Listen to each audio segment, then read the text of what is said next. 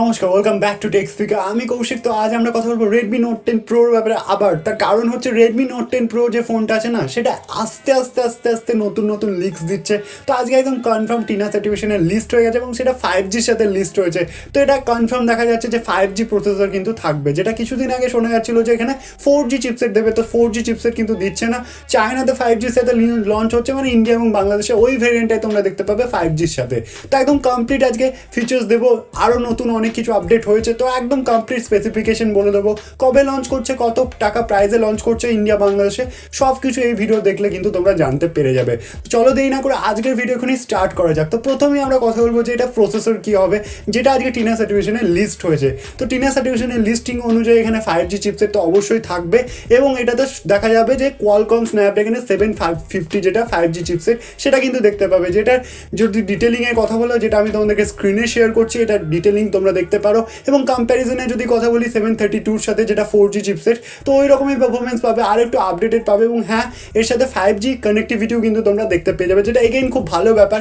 এবং এই চিপসেটটা নতুন চিপসেট, সেটাও রেডমি নোট 10 প্রোর সাথেই তোমরা দেখতে পেয়ে যাবে। এবং যেটা শোনা যাচ্ছে যে রেডমি নোট 10-এর সাথে কিন্তু মিডিয়াটেকের ডায়মেনসিটি 720 5G চিপসেটটা দেখতে পাবে। তো দুটো ফোনই কিন্তু 5Gর সাথে আসতে চলেছে, যেটা এগেইন খুব ইন্টারেস্টিং ব্যাপার। সব রকমের ফোনসে কিন্তু এখন ফিউচার ফোন হয়ে যাচ্ছে 5Gর জন্য, যেটা দুটো ফোনই তাহলে কিন্তু 5Gর সাথে আসতে চলেছে। যাই হোক, এরপর যদি আরও এগিয়ে যাই, নতুন একটা আপডেটের ব্যাপারে কথা বলি, সেটা হচ্ছে এটার ফোনটার ডিজাইনটাকে নিয়ে। ডিজাইনে যেটা ফার্স্ট লুক বেরিয়েছে সেটা দেখে তোমরা দেখতেই পাচ্ছ যে এইরকম লুকিং কিন্তু হবে ব্যাক সাইডে দেখতে, এরকম কিন্তু ব্যাক সাইডে দেখতে পাবে। আমার পার্সোনালি ক্যামেরা মডিউলটা খুব ভালো লেগেছে এবং ইনহ্যান্ড ফিল জানি না এখন কেমন আসবে, কারণ ফোনে হাত না দিয়ে ইনহ্যান্ড ফিল তো বলতে পারি না, বাট ডিজাইন দেখে অনেকটা কিন্তু ভালো লাগছে Xiaomiর ফোনটাকে। এরপর যদি ডিসপ্লের ব্যাপারে কথা বলি, তো ডিসপ্লেতে একদম 110% কনফার্ম এই ডিসপ্লেটাই তোমরা দেখতে পাবে। এখানে 120 হার্টজের রিফ্রেশ রেট কিন্তু, যেটা রেডমি নোট 10 সিরিজ সেখানে কিন্তু দেখতে পাবে। এবং 6.67 ইঞ্চিসের ফুল এইচডি প্লাস ডিসপ্লে হবে, যেখানে সেন্টার পাঞ্চল ক্যামেরা থাকবে, যেটা Xiaomi এবং পোকোতে প্রায় ফোনই থাকে সেন্টার পাঞ্চল ক্যামেরা, সেরকমই ক্যামেরা কিন্তু সেলফি থাকবে। এবং এখানে তোমরা সাইড মাউন্টেন ফিঙ্গারপ্রিন্ট সেন্সার কিন্তু দেখতে পেয়ে যাবে, যেহেতু এটা আইপিএস ডিসপ্লে তাই কিন্তু ইন ডিসপ্লে দেখতে পাবে না। যাই হোক, এরপর যদি আরও এগিয়ে যায় ফোনটার ব্যাপারে, ফোনটার ক্যামেরা সেটআপের ব্যাপারে কথা বলি, রেডমি নোট 10 প্রো যেটা, সেটাতে যেমন আমি আগে বলেছিলাম আমার আগের ভিডিওতে, 108 মেগাপিক্সেলের কোয়াড ক্যামেরা সেটআপ কিন্তু তোমরা দেখতে পেয়ে যাবে। 108 মেগাপিক্সেলের মেইন লেন্স থাকবে এবং as well as ultra wide angle lens, macro lens, depth sensing lens, এগুলো কিন্তু সবই থেকে যাবে।